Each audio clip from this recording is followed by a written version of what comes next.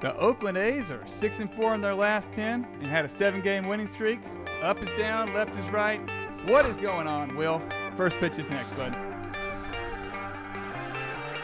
What's going on, guys? Welcome to episode 35 of Bringing the Heat. My name's Cody Pyatt. With me, as always, the four-seam fastball co-host, Will Sism. Will, happy Father's Day, buddy. I'll just take a moment to just prop you up, man. You have a daughter, just a splash over one, and big day for you. We're recording Saturday night, so big day tomorrow, but happy Father's Day to all the dads out there. Yeah, much appreciated, and I second that. Happy Father's Day to everybody out there, and you know what? You take care of Scout, so you know what? It's okay to have a pet dad, so right. Happy Father's Day there. That's right. But yeah, shout out to all the dads out there, man. I know that my granddad and my dad growing up are a huge influence on me, and especially talking about sports. I mean, they're two of the biggest reasons why I got into sports at a really young age. And my dad took me to all my baseball lessons growing up, and my granddad taught me ever since I could walk. So yeah, it's a special day, and certainly looking forward to it. It's awesome, man. That's awesome. Going to be some good baseball tomorrow, but we're in the time machine. It's Monday when people are listening to this, so let's talk about the week that was, and let's get started with where we typically do. Where do we stand? We're going to take a look at the standings. We're going to start in the American League, and man, it was a great week. It really was. There were a lot of pretty solid games. I know a lot of the world is focused on college baseball currently, and let me tell you, that's a fun product. I kind of got the itch a little bit. Everybody was asking me about it at work, and I couldn't even tell you who was playing in the College World Series. Watched a couple games this week. Man, it's the real deal, Will.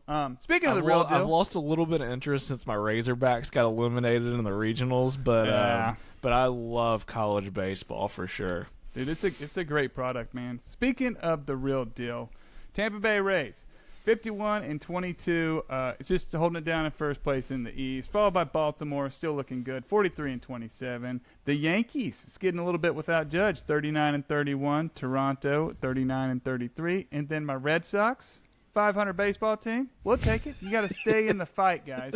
35-35, 14.5 back. Ouch.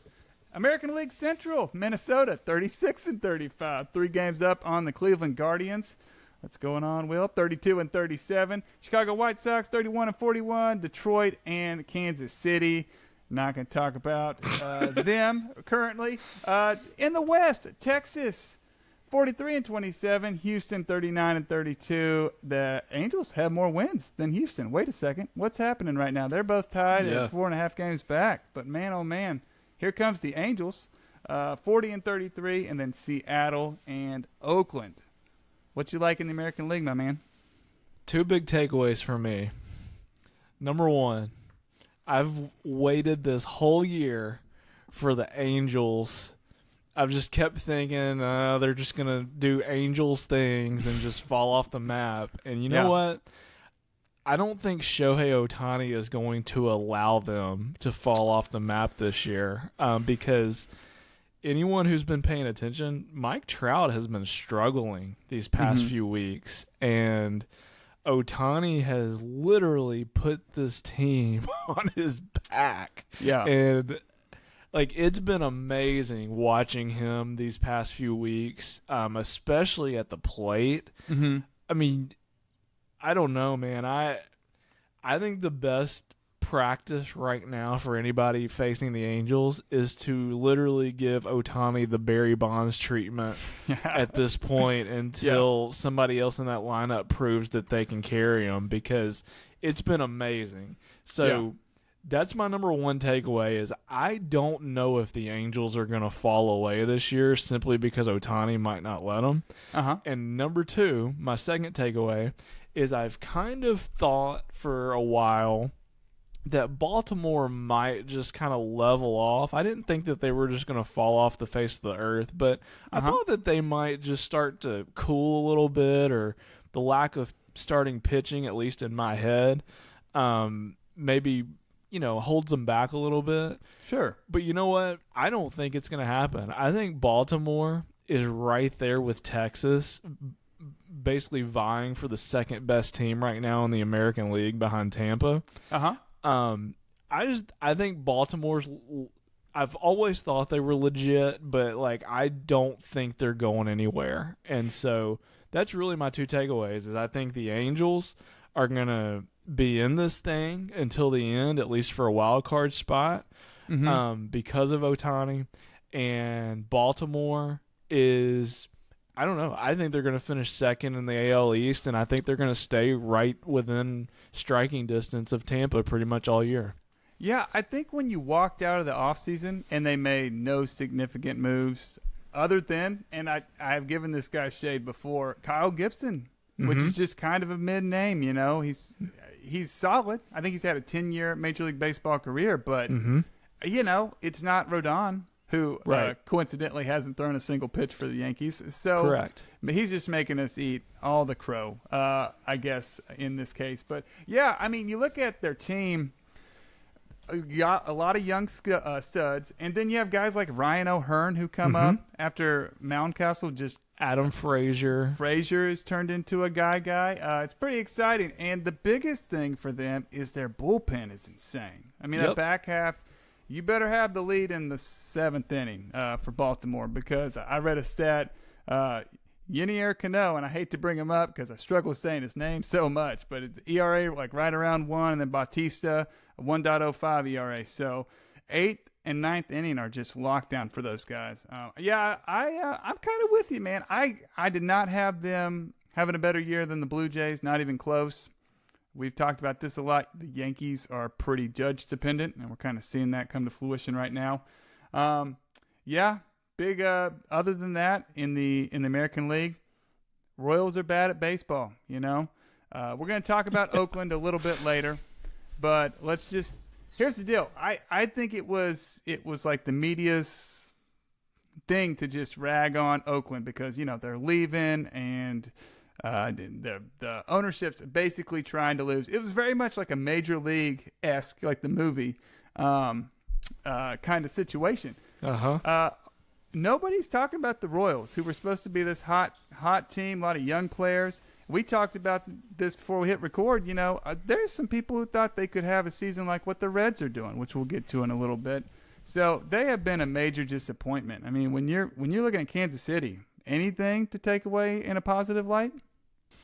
Man, not much. I mean, that I don't know. Their pitching is just so bad. I think in order for them to even think that they've got a shot moving forward, they've got to rectify whatever's going on with their pitching. I mean, when you have Zach Greinke at this point in his career as essentially your best option, you're in trouble. And you know, even the bats though, man, like we were talking before the show, you know, Vinny P, I know he looks like he's out long term now, but he wasn't quite the same as, or at least wasn't quite to the level that people had hoped that he might be, even when he was healthy.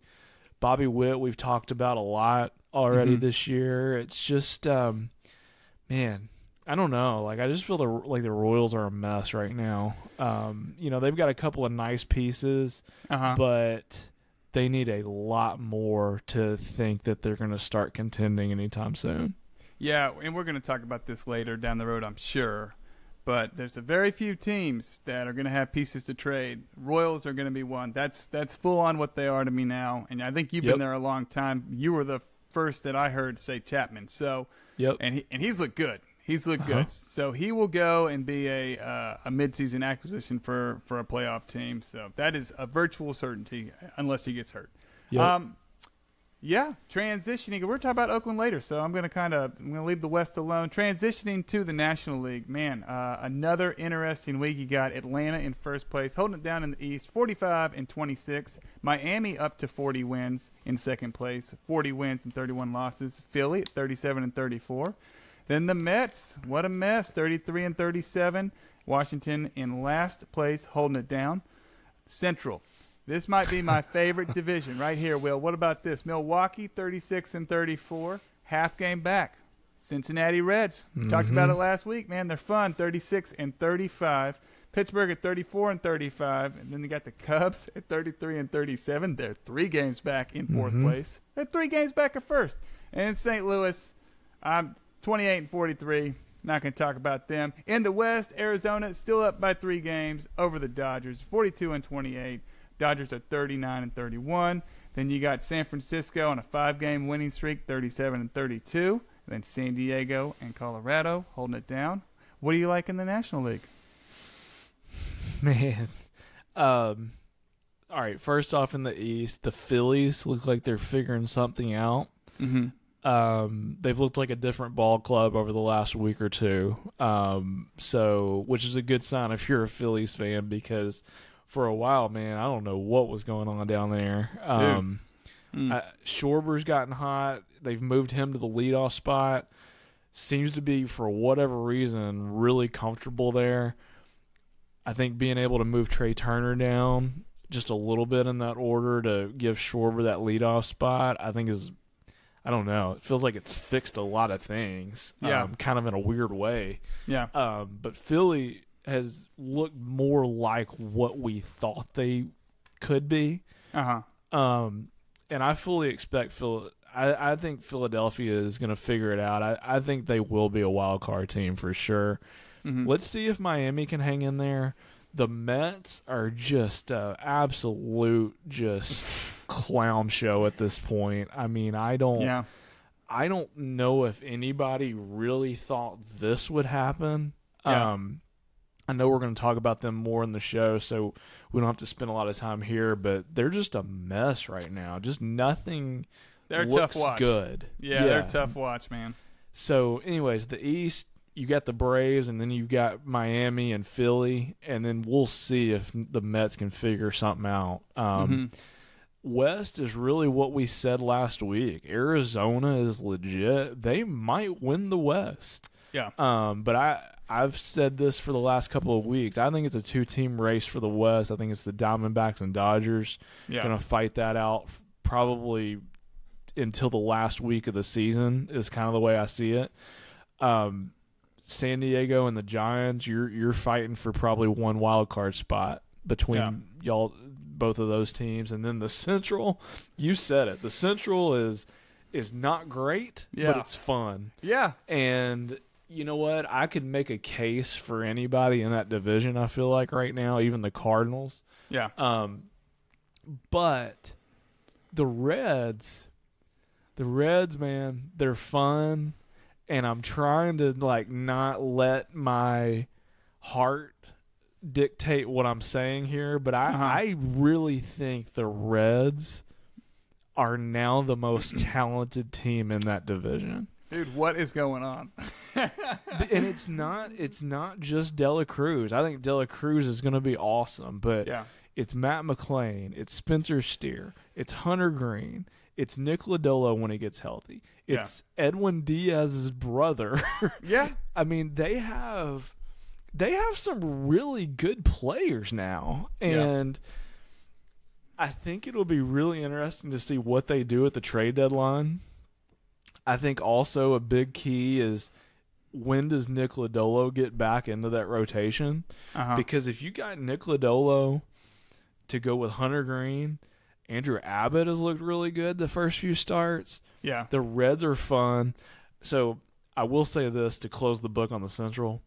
I am writing off the Brewers because they got swept by the A's this past week. So they, in my mind, even though they're a half game ahead or whatnot right now, they are eliminated in my head. That was the first sweep for the A's since 2021. I mean, there you go. So the Brewers are automatically eliminated from the playoffs because you got swept. Yep. Yes. Yep. I like it. No. Oh, man. Big takeaways for me, Miami has turned into a pretty fun watch, and they kind of do it kind of like Cleveland did last year, small ball and pitching. But if you would have told me that Sandy would look as rough as he has and the Marlins would be playing as well as they are, I mean, how much is that trade looking like a win for a rise, at this point? I mean, because when it started out, it looked kind of like kind of like it was, okay, that's a pretty even deal. Arise has really picked them up a lot. So a big win there. I think it was really good for both teams, though, because I think Pablo Lopez, even though he hasn't been spectacular, yeah, I think he's kind of what the Twins need, too. Because the Twins aren't going to win unless Byron Buxton is a superstar, and he hasn't been. No. Now, would Luis Arise help that lineup? Of course he would. I think but I don't know. I just feel like it was one of those trades to where it kind of benefited both teams. I know that it looks more like the Marlins are winning that trade, and they probably are right now because Arise is playing so well. Mm-hmm. But I don't hate the trade for the Twins either. I just think the Twins are just kind of really an above-average ball club right now. Yeah, we'll see. We'll see if they can turn it around. They got a lot of youth over there in Minnesota. Let's see. Back to the National League in the West. I like San Francisco. Been watching a little bit of San Francisco baseball, and man, I did not have it on my radar. They'd won 5 in a row. That is turning into a pretty fun division. So yeah, I know the Dodgers are still kind of searching for pitching. I believe they had their prospect Sheehan. Did I get that? I'm not trying on that first. I'm not trying the first name. Not until I hear somebody else say it first. But he looked okay. He looked okay the other night. He didn't give up a hit. Yeah, I will take that. Yeah. We'll take that. So Mookie saved him. I saw this awesome catch that was so, oh man, took me back to like 17, 18. Oh, yeah. Right field in Fenway. Broke my heart. But yeah, man, so there's, dude, about every division, I mean, other than the East in the American League, everybody's pretty tight. So this is just going to be a fun summer, kind of like we've talked about. Moving on, Will. This is turning into one of my favorite segments, man, because I will raise my hand. I didn't watch that much baseball this week. You know, I think we were both under the weather. Yeah. I had a migraine. Thought it was a migraine. Turned out I think it was like a virus or something. I was pretty much out of commission until like Thursday this week. Yeah. And it started last Saturday. I didn't watch that much baseball, but peeling through, trying to see like who was the All-Star of the week. It's been a lot of fun. Opened my eyes a little bit. Tell me about the player that you're choosing.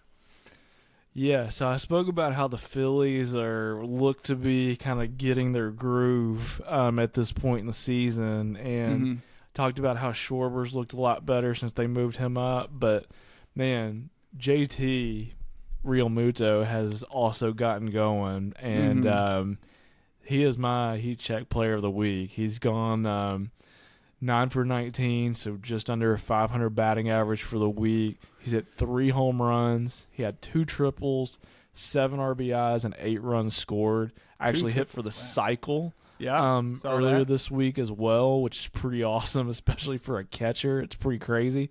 Yep.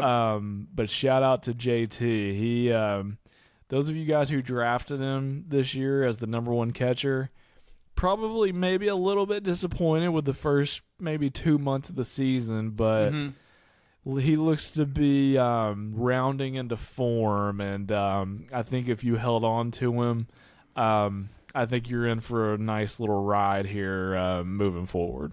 Dude, maybe the Phillies are just like a June team, because I think they are. The June Schwarber effect. Now, I got to look at Schwarber a little bit just now. At 177 batting average overall, 250 in his last 5 games, which is like hitting 400 for that guy. But he's just launching bombs. I think he's got like .1 WAR. It was negative for a while, but he hit another home run, so I think it bumped it over. But he has like 21 home runs, 20 home runs, and he's got a .1 WAR. So that's pretty tough. Back to Realmuto. Everything you said is pretty spot on, man. But look for this guy to go. It's just all he's done in his career. So he was a pretty solid buy low candidate if you guys needed it. That window might be shut, Will. What do you think? I would agree. I think I don't know. I think that window is about shut. Yeah. My guy, window's open. You could put him any week. Any week, you could put him as the heat check player of the week, Will. I mean, seriously. You could copy and paste him for next week. Shohei Ohtani. And I know after that comment about not watching a lot of baseball, this seems like a pretty easy pick. But let me tell you about what he did, okay? Had a double dong on Monday against the division-leading Rangers, okay? That was a big 4-game set. And I felt like that was a moment where the Rangers are either going to, really distance themselves, Yep. or the Angels are going to introduce themselves to the party, throw their hat in the ring, and say, "We're not trading off. We're not selling off Yep. at the trade deadline. We're going to go for this thing." Okay. Let me tell you about what he did. He led the Angels to 3 out of 4 wins. Had 4 home runs total in that 4-game set. He had a win as the pitcher against Nathan Eovaldi, who's been the hottest guy on planet Earth. And I don't know if you guys have seen these home runs he's hit. I think they've all been to the opposite field. And it's insane. I mean, they bust him in, dude. That is the book on Shohei, up and in. And you'll see it a lot if you watch. You'll see it because that's the only place you can get him out. I don't know if he's making an adjustment, something with his footwork, but he is launching the ball to left field. It's been a lot of fun to watch. Statistics-wise, 11 for 20, 4 home runs, 8 RBIs, 9 walks, a 1.917 OPS. He's on a 13-game hitting streak. He's first in home runs in the American League, and he's second in strikeouts overall for pitchers. It's this unbelievable. Guy, he's like Babe Ruth. I never watched Babe Ruth. He might be better than Babe Ruth. I don't know. I know he's facing tougher pitching than Babe Ruth faced. That'd be a pretty solid debate. I don't see how he doesn't win the most valuable player every year. Will he's I got one better than Babe Ruth. He's like when you're a kid and you play a video game and you create your own player and you jack up the ratings to like 99 on everything. Yes. And like you just basically cheat the game. Yeah. He's that in real life. Like it's like I do not have words to explain how amazing this is what he's doing. Yeah. Yeah. Did you hear the report that came out this week that said he's fatigued? Yeah. Like, no crap, he's fatigued. I mean, he's carrying the whole team, dude. He's hitting 1,000 and I mean, his pitching, they're like, oh, yeah, pitchings look pretty tough. He's got like a 3.38 ERA. Like, he's still doing it. He's just not doing it to a 2.9 like he was last season. Going back to kind of what I mentioned, though, at the top of the show, like, why, if you're the Rangers, why would you even let him beat you? You know, like, take your shot with whoever. Trout, Rendon. Take your pick. I mean, like Renfroe, any of those guys. I'm telling you, especially when he's this white hot. Yeah. Like you just put him on, and you make somebody else beat you. Yeah. He'll steal second. And they're not walking him because he's going to steal second. He can do anything on a baseball field. I bet, come out of the bullpen, probably play outfield, and probably play shortstop. There's nothing in my mind that he can't do at a high level. Speaking of doing things at a high level, Will, let's hit the next segment, man. What's on the grill with Will? We've got a couple topics here. And we're going to start with the high-level Oakland Athletics, okay? Man, what a week. What a week. Where do we even start with these guys, okay? Had a 7-game winning streak. They were on pace to go 30 and 132, okay? And guess what they didn't do? They squashed that. That is gone. I mean, I guess it could still happen, but they'd have to lose a lot. 7-game winning streak.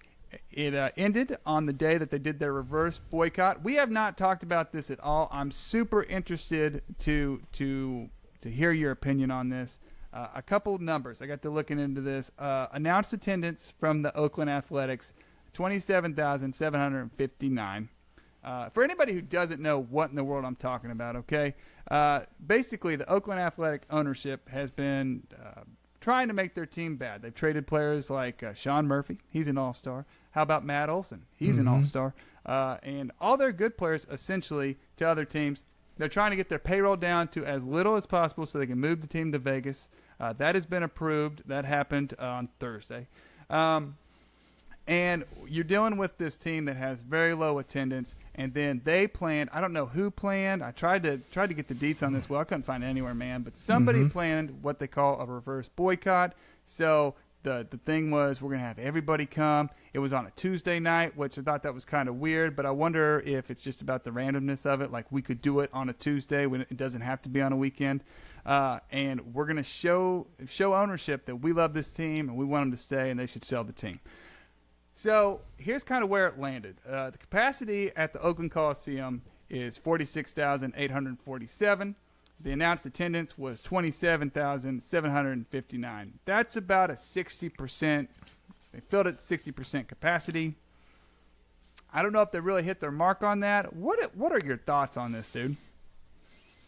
Oh, man. It's kind of a messy situation.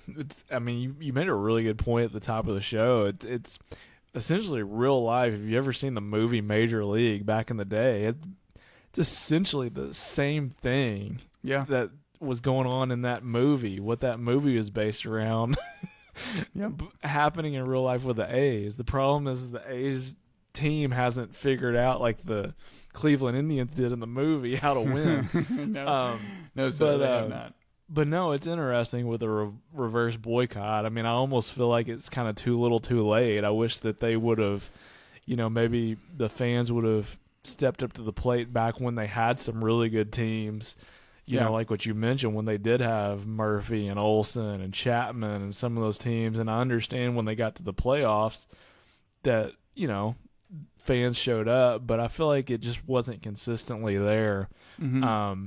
But anyways, I don't know. I just feel like I think at the end of the day, I think the ownership group there I think it's a morality issue. I don't think that they're doing the franchise and the fans of Oakland justice by, putting that kind of a team or that kind of a product out there and expecting people to show up. So, I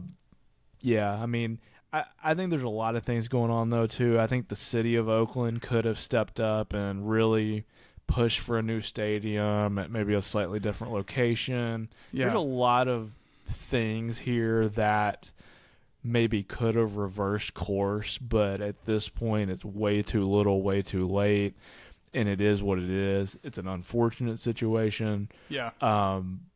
But here's what I hope happens whenever it does officially happen and they go to Vegas. I hope that the team will start to actually invest and bring in some more talent, because at the end of the day, here's the thing. A Major League Baseball team, with all due respect to those players, a Major League Baseball team should not look like what you're seeing in Oakland.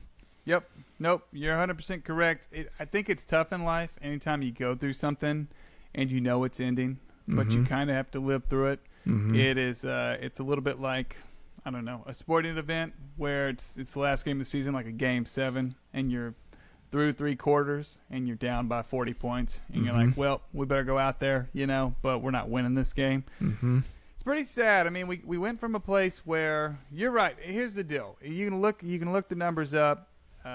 This year, attendance versus the years when they were good, not that big a difference. Right. I mean, I think the fans that showed up were like die-hard fans. Yep. I have this vivid memory of watching that closer, Grant Balfour, exactly, come out, and you had just a right field stands going nuts, dude. And he was electric.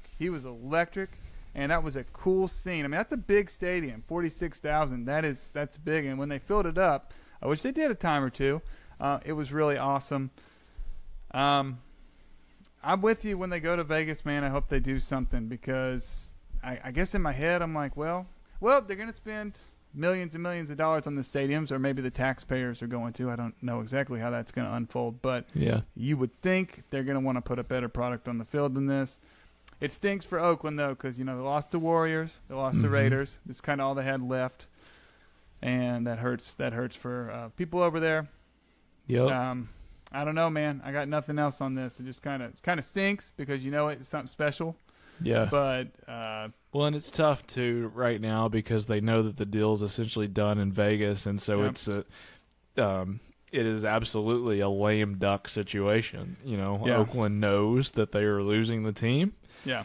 The team is really bad, and I mean, it's just a really bad combination of things right now for Oakland. So, for that franchise, they need to fast forward and go ahead and get to Vegas and get some more talent on that roster. Yeah. I think they're looking at 2027 or 2028, making a stadium, building a stadium.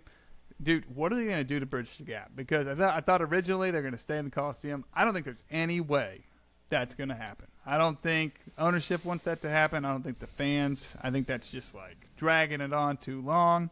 Yeah. That's what I'm interested to see. Like, are we going to put them in a minor league stadium for 2 seasons, 3 seasons? What is this going to look like? Yeah, there's got to be some sort of transition there. I wouldn't be surprised if it's maybe one more year in Oakland and then they figure something out with like a minor league or some other facility in the meantime. Yeah. I mean, the ironic thing, and we'll move on. I don't know if ironic's even the right word, but the Oakland Coliseum is no, majestic place. I mean, it probably wouldn't be that different from a minor league facility. Yeah, just more capacity. Yeah, it's a mess. And more capacity. It's a mess. And speaking of a mess, the Mets are a mess. We said it earlier. We're going to kind of dive in now. They won today, so they're 4-6 in their last 10. They've won their last 3. They're currently playing St. Louis, which is like a battle for which team can disappoint us less. I don't know, dude. It's and you look at that. That is such a, I don't know if it's the color scheme of the uniforms or just the iconicness of the franchise and the players on those teams. Like, I was looking forward to this series, and now it's just kind of like meh, Yeah. Like, I've never been less excited to watch a Subway series ever. I mean, right. I'm not even a New York sports fan, but I just think it's an iconic, moment in sports, and so I'll get behind it anytime I can. But man, this year, pretty tough watch. Let's dive into some team stats here, just to kind of paint a picture for the listeners here. Will, pitching wise, ERA they're ranked 24th, in WHIP they're 25th, base on ball per 9 29th. So that's not good. They're walking everybody. Hits per 9 22nd, home runs given up per 9 they're in 23rd. This pitching staff, which we believe to be something spectacular, man, they bring in Verlander, they bring in Scherzer, they let DeGrom walk, which has turned out, I don't know, it's kind of like a non-loss, non-gain kind of moment because this has just not looked good. Okay, you got Scherzer. I got some ERAs for you real quick, and then I gotta bend your ear on this pitching staff, man. Scherzer, 4.45 ERA. JV, Justin Verlander, coming over from Houston at a 4.40 ERA. Tyler McGill has been kind of thrust into a starting spot, 4.83. Senga, Kodai Senga, 3.34. Only guy, never thrown a pitch in Major League Baseball. And he's out here. He's got the best ERA on the team because Carlos Carrasco. Cookie Carrasco, 5.71. That's not Major League appropriate at all. Help is on the way-ish. I don't know. I want to hear what you think of this guy. Jose Quintana, eligible to return the 8th of July. He had his first rehab outing on Thursday. What do you got on this pitching staff, dude? It's a mess. I mean, oh, God, where do you start? I mean, here's the thing. You can look at it 2 ways. You can look at it the top 2 spots in that rotation with Verlander and Scherzer. It's like, hey, we got 2 first ballot Hall of Famers heading up our rotation. Yep. Or you can say we've got a 40-year-old and a 38-year-old with crisp. with countless innings on their respective right arms and shoulders.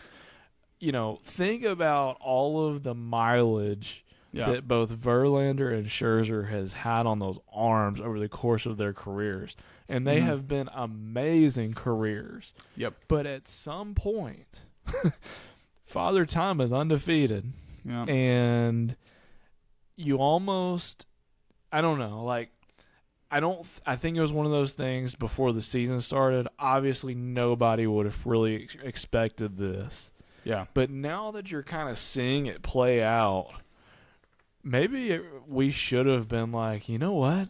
Is this really a great idea to hinge all of your, hopes on these aging arms? Yeah. And to your point, Kodai Senga has been their best pitcher. Yeah. But he's flawed too. Dude, he's Dr. Jekyll and Mr. Hyde. Yes. Man. You don't know what you're going to get from him. He'll have starts to where he walks 5, 6, 7 guys, and you just can't win. No. And, I mean, even if on starts to where he walks 5, 6, 7 guys, even if he gets lucky and doesn't give up many runs, well, the pitch count's going to be way up, and so you're going to stress out the bullpen after about 4 or 5 innings. Yes, sir.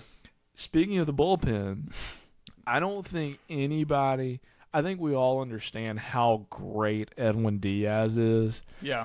But when you really think about losing a guy like that who is essentially an automatic win when you turn the ball over to him in the ninth inning, at least for the last few years. Yep. But the problem is even more so with not having him is you now move up every single person in that bullpen. Whereas if Edwin Diaz is healthy, obviously he's your ninth inning guy.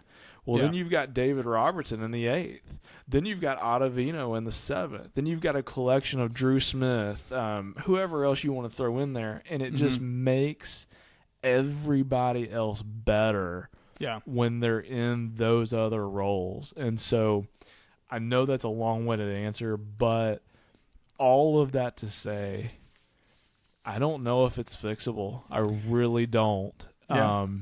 Well, I think we're seeing that money can't necessarily buy wins, and it's an aging staff. It's a staff that walks too many people, and it's missing the most electric arm in all of baseball in the back end of that bullpen, and that's huge.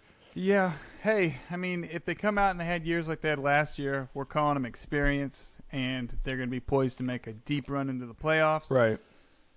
Man, it's just like the dominoes have fallen the worst possible way. I mean, starting with the Diaz injury, I just think that was just I don't know if it's a bad omen. I think there is a world where they can turn it around, but, I mean, it's a low bar to do better than they're doing now. I mean, they're just not keeping them in games. They're not keeping them in games. I mean, Max Scherzer got shelled the other night by a judgeless Yankees team. Yep. And I watched that start.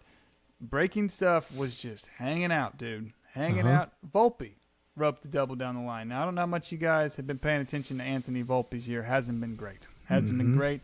But who would have thought, like what world would Max Scherzer be a slump buster for Anthony Volpe, who's hitting 170? That's the pitching staff. Let's look at the batters real quick, and then we'll move on. Only 4 players with an OPS over 800. You got Nimmo and Alvarez, and those are Brandon Nimmo and Francisco Alvarez. Both have an 809, so they're barely hanging in there. And then you have Pete Alonso, who's hurt, and Tommy Pham, who's more of a fourth outfielder, but he just hits well when he's called upon. That's it, dude. Everybody else is playing way below average. And when look, can I just say, where is Francisco Lindor? Dude, we're gonna talk about him here in a little bit in our studs and duds segment, guys. Just a little precursor, but man. I mean, when you pay a guy and you sign a guy to that kind of a contract, this is exactly what I was saying in the offseason about Carlos Correa and what kind of terrified me about Carlos Correa before everything just kind of went haywire with that stuff. But Francisco Lindor is essentially, in my mind, Carlos Correa. Like, I was just like, why? Like, I understand he's a good clubhouse guy. I understand he plays good defense. I get that.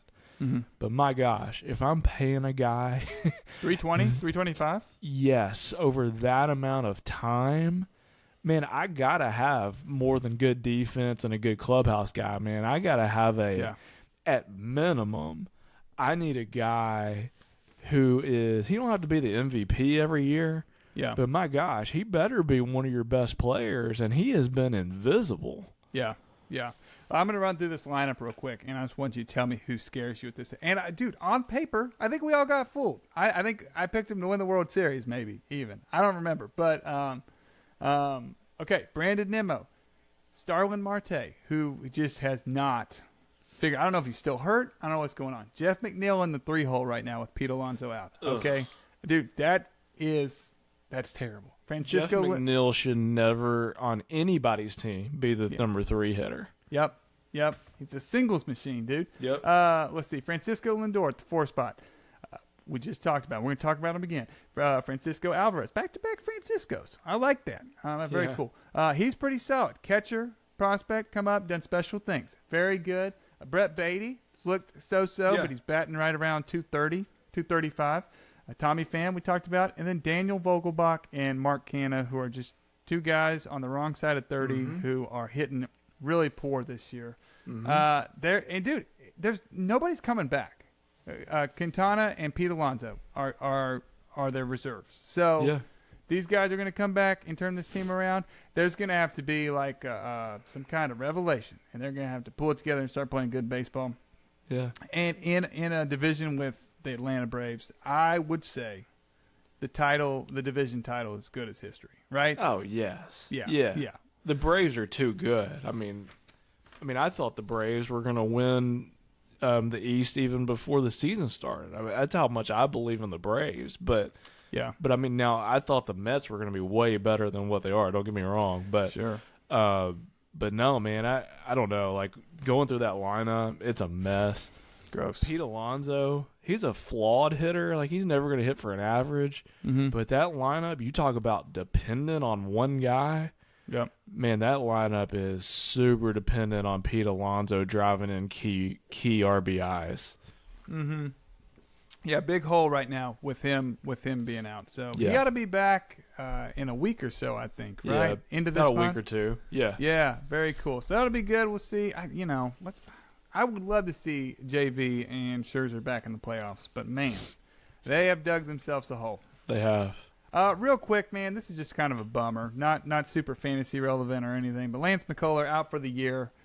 Needs right flexor tendon repaired and a bone spur removed. That dude didn't even pitch a single inning this year. It's pretty tough. He signed that big deal. I think $90 million over 5 years or $110 over 5 years. I don't remember, in that ballpark. And it just kind of Chris Sale treatment, man. He has not been able to perform. When he's out there, he's been pretty good, but it's just been tough. Well, how worried are you about the Astros? I'm pretty worried. I mean, you know that going into the year, I was a little bit more worried about them than you were. I felt like that losing Verlander was going to be a little bit bigger issue to overcome for them than I think a lot of people were kind of giving that credit for. You know, the top two in that rotation are great. Framber Valdez, I think, is a top 5, top 7 arm in the whole league now. Yeah. I think Javier is not far behind him.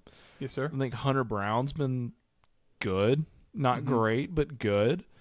But, man, I don't know, man. And Jose Abreu, I hate to keep going back on Jose Abreu, but I think we both thought that was going to be a significant piece for the Astros to kind of bolster and add depth to that lineup.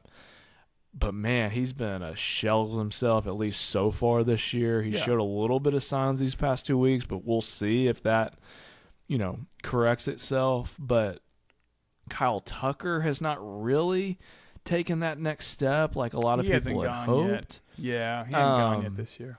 So I don't know, man. I am a little worried about Houston. I think Texas is better than Houston is. I think, it sounds crazy, but the Angels aren't too far behind. I mean, here's the thing, though. Okay. The Astros don't have Shohei. That's true. Yet. We don't know. They don't have Shohei. And I don't know. I just feel like that those top two in that rotation need help. And big time. Oh, they got to make a move, dude. And Alvarez is hurt, and I think we're seeing how dependent that lineup is on Yordan Alvarez. And with him being out, they're struggling. Bregman is a shell of himself. Yeah. Altuve has been hot or cold. I mean, I don't know, man. Like I know you come from an Astros kind of family. Go Stros. I'm telling you, it's not the same team it's been. That's true. Okay. I'm going to play devil's advocate here for you, okay? Actually, no, I'm not, because I was just looking at this. We have Hunter Brown in the 3 spot. You talked about Framber and our main man, third host, Javier. Okay? Christian Javier. Get over here, bud. Okay, I don't know where the third cube would go. I don't know if it'd go here or down there. I don't know how that would work, but we'll figure it out. We'll figure it out. Here's the deal. Hunter Brown at the 3 spot. 71.1 innings pitched this year, okay? We are in the middle of June, and he's never pitched more than 106 in his whole professional career. Mm-hmm. I remember reading they were concerned about an innings limit, innings count, and they wanted to keep him. He's on pace for like 180. So they have no other option. Yes. And so then you worry about, can he stay healthy? Mm-hmm. What's he going to look like dog days of summer? Mm-hmm. Yeah. Dude, there are some concerns because then the back half of your rotation looks like a guy named J.P. France and what's his name? Blanco, yeah. Brandon Belak. He has had some starts. That's the guy I was missing. He's looked okay. He's looked not bad. But how far can you go in the playoffs with these guys? You know, Jordan's got to come back and go. And I don't know. It's just you look at, who's hurt. You got Jordan. You got Brantley, if he'll ever come back. We just talked about McCullers is out for the year. I believe Urquidy is also done. And Garcia, dude, I'm worried. I'm worried too. Okay, I thought I was gonna play devil's advocate because I still like a lot of that offense, but man, they have to make a move. Here's what I'm saying: the West is tough though. That's part of the problem. The Rangers obviously are legit. I don't think anybody can, in their right mind now, say this far into the season that the Rangers are the Rangers of old. Like the Rangers are legit. Yeah. All right. The Angels have Shohei Ohtani. That's all I can say about the Angels right now. But you know what? They've got Shohei, so they've got a chance. And there's the name for the episode. The Angels have Shohei Ohtani. That's it. That's it right there. Yeah. He's like the ultimate trump card. And then, you know what? Don't sleep on Seattle yet. Or Oakland. Which one of these teams? You can sleep on Oakland. Who last had a 7-game winning streak, Will you tell me? They did, Oakland, but they're too far behind. But Seattle, don't sleep just yet on Seattle. You've got Julio Rodriguez still in that lineup. Ty France is starting to look a little bit better. Teoscar's going. Yep, Teoscar's getting going. You've got Luis Castillo. He's going to be solid, if not better, throughout the rest of the season. They've got a decent rotation.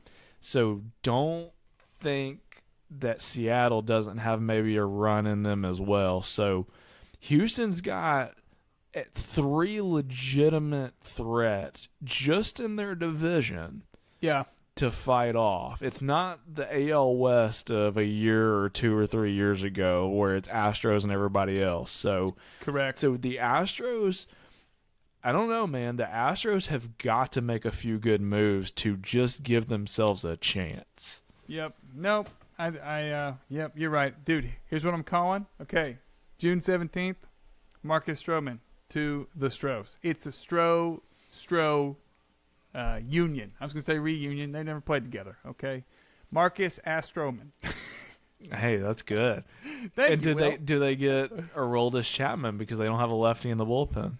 Yeah, do that, dude. Just go all in, man. How many more years Altuve gonna do it? Hey, let's move on. I'm talking out of my head right now. Having a good time. Having a good night. Saturday night, pre-Father's Day. Here we go. Studs and duds. Speaking of the studs, all the fathers out there, okay? Let's talk about some. These guys might not be fathers. I don't know. Here we go. Marcus Semien. We ranked him. We're looking at shortstop, by the way. So these are shortstop eligible players. Marcus Semien, preseason ranked, we had him at the 6th spot. Currently at the 1st. He's playing amazing, leading that first place Rangers team. We just can't talk enough about.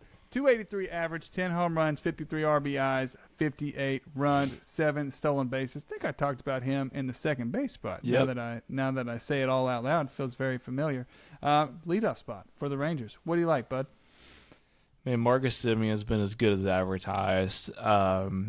It's very helpful that he is second and short eligible to where, it just gives you that extra roster versatility for, probably one of your best players if you have him on your team. And, I can't say enough about it. I mean, I've got him in our league, and I drafted him early, and he's been better than even I had hoped he would be. I mean, he sets the table for that Rangers offense. He's got Corey Seager, Adolis Garcia, Nate Lowe, all behind Josh Young, all batting behind him, waiting to bat him in. He steals bases. He hits for power. Leads the league in runs scored. He's hitting 280 something. I mean, he is. I think I said this previously. I really believe he might be the most underrated fantasy baseball player possibly in the league. Because, I mean, I don't know. I just feel like he doesn't get enough credit for maybe what he does. I feel like he's a little bit of a late bloomer because he was good in Oakland. I think he had a really great season in Oakland. Yeah. Before he got traded or moved to Texas, but I don't know, man. It just feels like over the last 3 or 4 years he's just hit another gear. And that one season in Toronto, where he hit all those bombs. But I think he was like runner-up in MVP that year. If I'm not mistaken. He has really turned a corner over these last few seasons, and this season though he has been on a mission. Yeah, he looks good. Speaking of guys who look good, Wander Franco, man, if this doesn't say man crush for you, I don't know what is. Tampa Bay Ray. Okay, this dude is unbelievable. Had a lot of injuries prior in his career, and boy, has he shut up a lot of the doubters, man. 301 average, 8 home runs, 32 RBIs, 41 runs scored, 22 steals. That's awesome. We had him ranked right in that security blanket blob there, preseason 12, and then he's currently playing up to the second-ranked shortstop. I mean, he's absolutely electric. I think you have him on a team or two, so that's very exciting for you. Dude, your middle infield is tight. That's awesome. Yeah, this is my guy, man. Here's the thing on Wander though, like if he could stay healthy, going into the season, I thought that he could put up these type of numbers with one exception. I had no idea he would steal this many bases. Really? I mean, no, I did not. I knew, based on, his prospect pedigree, what everybody's always said about him, I knew that he was going to hit for average as long as he could put a full season together. Like, that's not really a doubt in my mind. And I knew that the power's not going to be insane right now, but I think it'll continue to develop. So I kind of figured him to be on pace somewhere around 20, 25 home runs. That doesn't surprise me. But what surprises me is the stolen bases. Like, I did not see this coming to where he's on pace to steal close to 50 bases. And that's what's blown me away. And what's crazy though is the Rays seem to be like kind of a trendsetter in this with the new rules. Like they put pressure on, man. They give everybody the green light, and it's actually, I mean, obviously I'll watch them because it's my favorite team, but I mean, literally, I swear, I think everybody on that team has the green light to go whenever they want, and Wander is no exception. So he's gonna, as long as he's healthy, he's gonna keep racking up steals, and that's the one thing that I never anticipated. It's a great call, man. Yeah, that's why they're so fun to watch. 1 through 9, they will send, and it's awesome. I mean, it's like anytime you get on base, it's kind of like when you have like a speedster. Like I remember Juan Pierre growing up. He would get on base, and you're like, this dude's going. 1 through 9, though, it's got to be just such a pain for the pitcher. And then you couple that with the 2 disengagement rules, and that's got to be a nightmare. Everything you said. He is about as balanced, as even kill in the box as Jordan. He's like mini Jordan, Yeah. And boy, so many times in baseball, these top prospects don't hit, or the ones that we've heard about for years and years and years. This dude's the real deal. He's a stud. Here's a guy I might be throwing on some of you guys' radar. Claire and I practiced saying his name, and I'm almost for sure gonna mess it up, and I don't know why, because it's really not that hard. Do you know it? Don't say it. Do you know how to say it? I think so. Okay. I'm gonna say it, and then you say it how you think it's said. You ready? Yep. Geraldo. That's not right. Gerardo Perdomo. What do you got? Is that right? Is that wrong? So you got the second part right. I think the G is silent. I think it's Geraldo. Geraldo Perdomo. Not when I say it. It's not. There's two G's when I say it. Okay. Oh man. So Claire and I were practicing. We were both saying the wrong names. I'm pretty sure that the G is like very soft. I think it's I am going with Geraldo. Geraldo Perdomo. Okay. Yep. We can call him G-Man Perdomo. Okay. That works. We didn't have him ranked. He wasn't in my book, to be honest with you. He is 23 years old, and man, does he look good for the first place Diamondbacks. I mean, that's the key. That's the secret sauce to being a first place team, dude. Is having these players that no one's ever heard of. These rookies come up and do the dang thing. Probably still out there in a lot of fantasy leagues because he's a lefty. Doesn't play against other left-handed pitching. So if you're in a deep enough league where you can afford to kind of do the Nolan Gorman thing that he kind of washed away.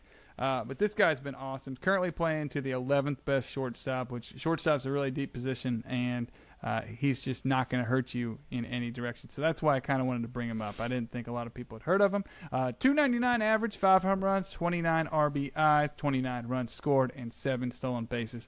Another little bit of a bummer is he typically kind of sits down lower in that lineup, 7, 8, 9. But he has had a splash or two in the 1 and 2 spot for the Diamondbacks. Anything on him before we move to the unfortunate part of this segment? No, everything you said. I mean, I think that he reminds me a little bit. It's probably a bad comparison, but he reminds me a little bit of Michael Harris a year ago. I was like, why is this guy hitting ninth? That's true. For the Braves last year, and I was like, man, this guy was legit.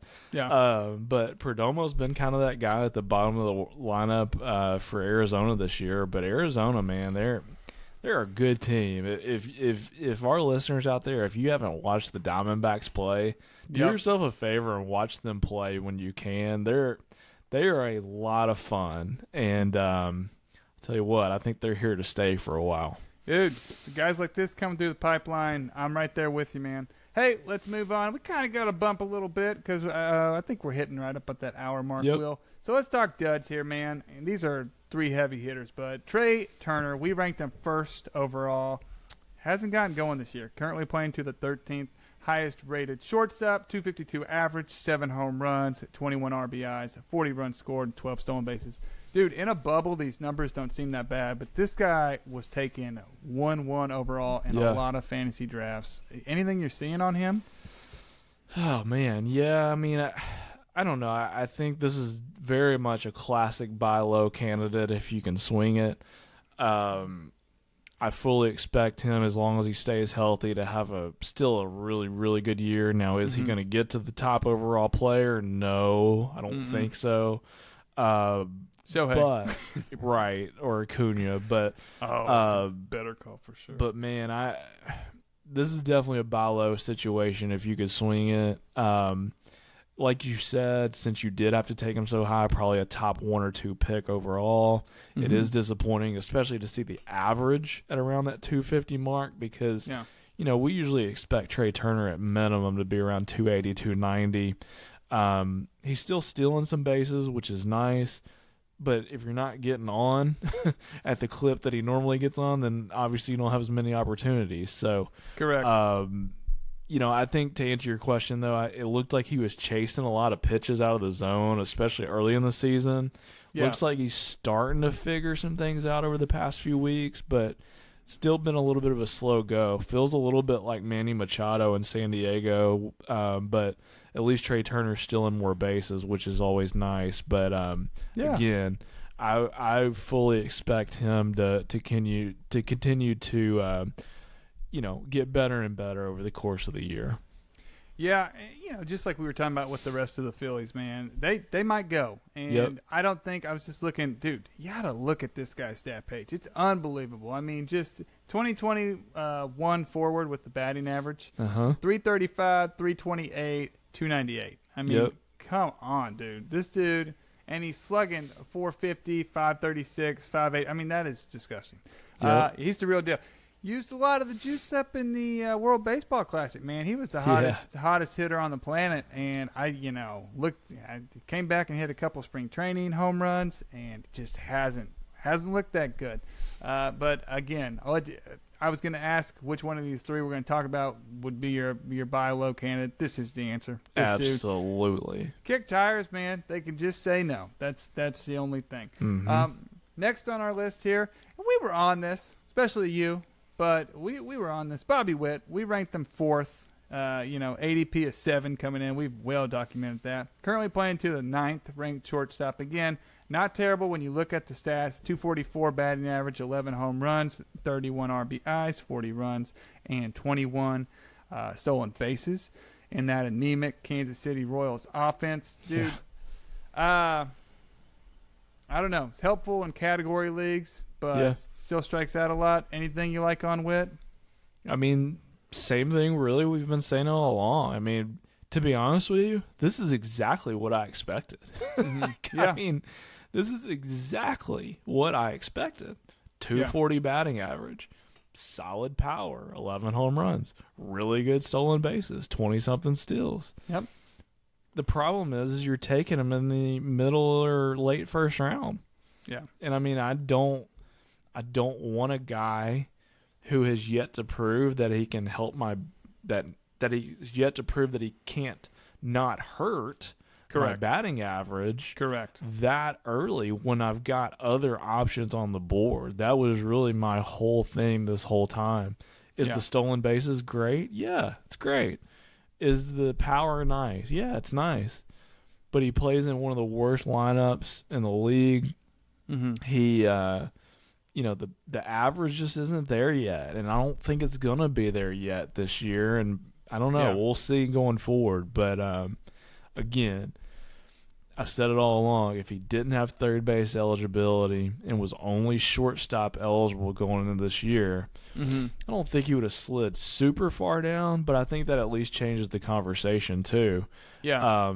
He'd been closer to Michael Harris, in my opinion. Yeah, I would agree. But again, in dynasty leagues, hang on to him. Yeah. You really don't have an option, just based on his ceiling. But this is exactly what I expected out of Bobby Witt.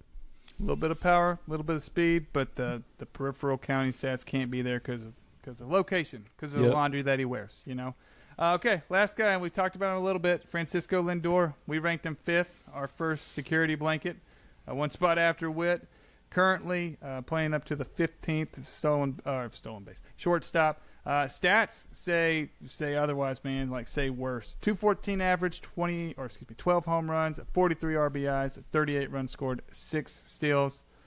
I mean, just a microcosm of the Mets season, which we kind of hit on. But man, any hope for this guy? Any chance you're buying low? Oh man, I mean, I would try to, but I mean, I wouldn't be giving up anybody super valuable for him, you know. And I think it also depends on who do I currently have it short on my team as well. I mean, I might have a guy that I like a lot better, So, I mean, really, the only saving grace is, at least 12 home runs is solid for that position. 43 RBIs is actually really good for that position, but man, the average is rough. 214, and the 6 steals is okay, but it's nothing special, especially with the new rules. Not this year. No, 6 is pretty meh. Right, and so there's just not a lot to love, and with kind of the state that the Mets are in, like what we've talked about, I expect him to boost the average a little bit, but I just don't get the sense that we're going to see Francisco Lindor just go on an absolute tear at some point for the rest of the season. So, maybe a slight buy low window, but don't expect, what he was giving you at his peak in Cleveland those last couple of years. Yep. Nope, I'm with you. Yeah, Cleveland, man, they might have got out of Dodge right in time because he's really. This is his 3rd year in New York. First year was a dud. Hit around 230. Mm-hmm. Had a solid year last year. Mm-hmm. 270 average, but still like a 788 OPS, Right. which I mean is pretty solid. But Not for 325. Exactly. What a dud. And let's move on to our final segment. A Roman Candle pick to click player of the week, or as I'm workshopping, who's Cody gonna pick and doomed to have a terrible week? Okay, let's just talk about it. Last week, Will picked Matt Olson, and I was like, that looks like fun. I'm also gonna pick an Atlanta Brave because that's a good baseball team. Okay, so let's play hot corners. He took the first baseman, I took the third baseman. Well, the win streak, ladies and gentlemen, it's over. It's over. How about this? Matt Olson, 6 for 27, 2 home runs, 3 RBIs, 240 average, 776 OPS. All right. I know you're sitting there. You're like, how'd Austin Riley do? 3 for 26,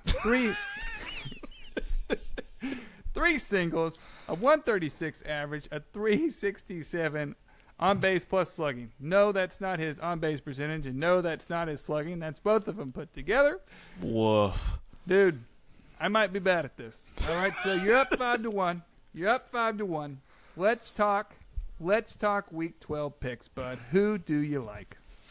All right, week 12. So, week 12, I'm going close to my heart here. I'm going with one of my Tampa Bay boys. I'm going with Randy Arozarena. The Rays have a big series this week. We've got the Orioles. Yeah. And I tell you what, if you know anything about Randy Arozarena, and obviously I watch a ton of Tampa Bay Rays games, and the bigger the moment, the bigger the game, usually the bigger that Randy shows up. And so I think he's going to be really good in the Baltimore series, and I expect him to have a really good week. So that's who I'm rolling with for week 12. Yep. I like it. I like it a lot. I'm going underdog once again. And is it paying off? No, it's not. And have I picked this guy before? Yes, I have. But I just got a feeling, I got a feeling that tonight's going to be a good night. Okay, we have Carlos Correa. Okay, it's time for the Twins to go. All right. It is. Can we agree on that? Yes. We're 36 and 35. Quit hokey pokeying me with my heart. Okay. Let's go for it, man. Put the foot on the pedal. Had a good week. Had a grand slam. Had a walk-off home run. This guy, he's a constant. He's a big clubhouse guy. We've talked about it. It's time for him to piece it together. Okay. Mm-hmm. And this week, what he's going to do, he's going to kick Randy Arozarena in the face with his stats. Okay. This is going to be. It's going to be embarrassing. Okay, Randy Arozarena is going to go 0 for 32.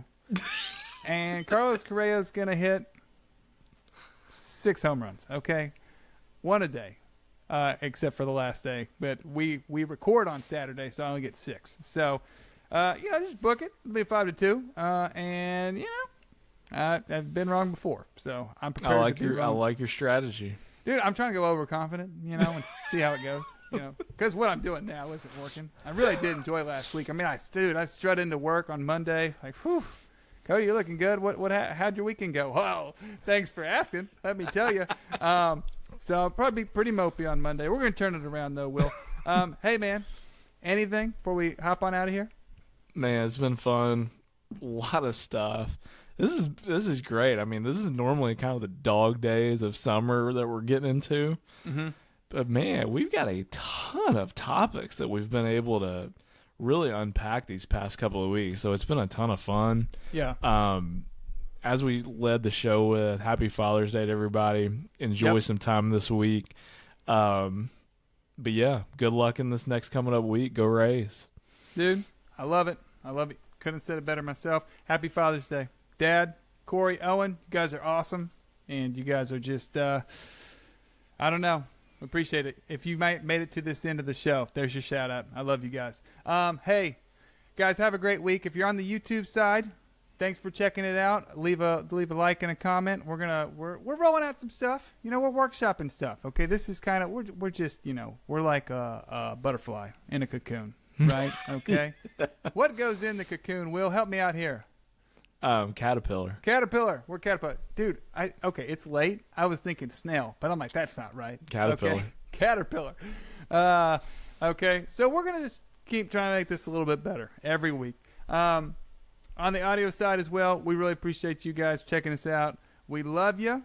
Reach out to us on Twitter. Forgot to pump that at the beginning, Will, again. But, hey, at BTH_Cody, at Will Sism. We love you guys. Happy Father's Day. But until next time, thanks for listening to episode 35 of Bringing the Heat.